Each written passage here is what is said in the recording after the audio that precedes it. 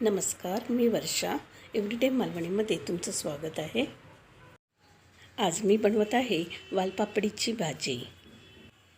वालपापडी धुवून घेतल्यानंतर त्याचे धागे काढायचे आहेत आणि आतमधले वाल वेगळे करून पापडी वेगळी करायची आहे.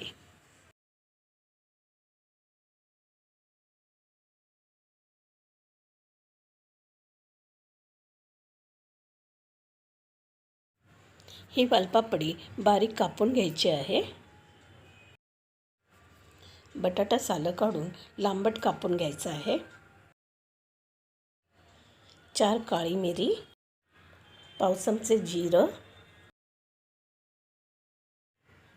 3 हिरव्या मिरच्या, 5 लसणीच्या पाकळ्या आणि थोडीशी कोथिंबीर मिक्सरमध्ये वाटून घ्यायची आहे.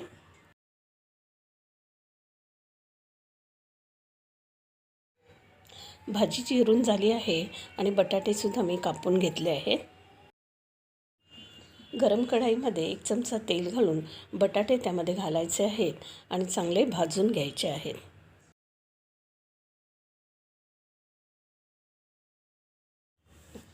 दोन मिनिटांनंतर बटाटे चांगले भाजले गेले आहे, ते आपण काढून घेऊया.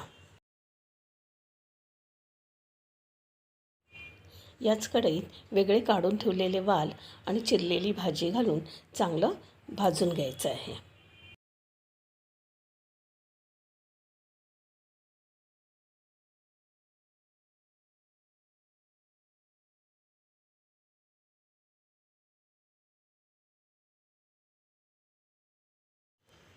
दोन मिनिट भाजल्यानंतर ही भाजी प्लेटमध्ये काढून घ्यायची आहे. आता गरम कढईत 5 चमचे तेल घालायचं आहे. तेलामध्ये एक बारीक कापलेला कांदा घालायचा आहे. कांदा हलका गुलाबी झाल्यानंतर त्यात वाटून घेतलेली मिरी, जिरं, मिरची, लसूण, कोथिंबीरची पेस्ट घालायची आहे. अर्धा चमचा हळद घातली आहे.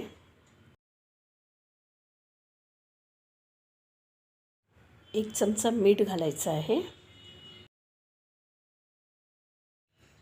भाजून घेतलेला बटाटा घालायचा आहे.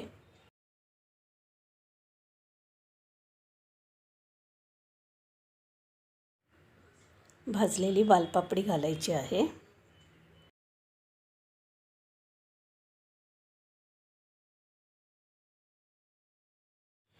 छान परतवून घेतल्यानंतर अर्धा ग्लास पाणी घालायचं आहे.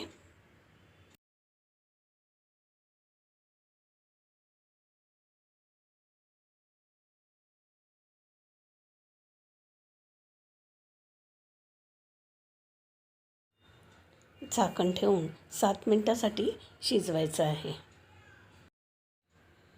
7 मिनिटांनंतर भाजी छान शिजलेली आहे. आता यात 4 चमचे भाजलेल्या शेंगदाण्याचं कूट घालायचं आहे. छोटासा गुळाचा खडा घालायचा आहे.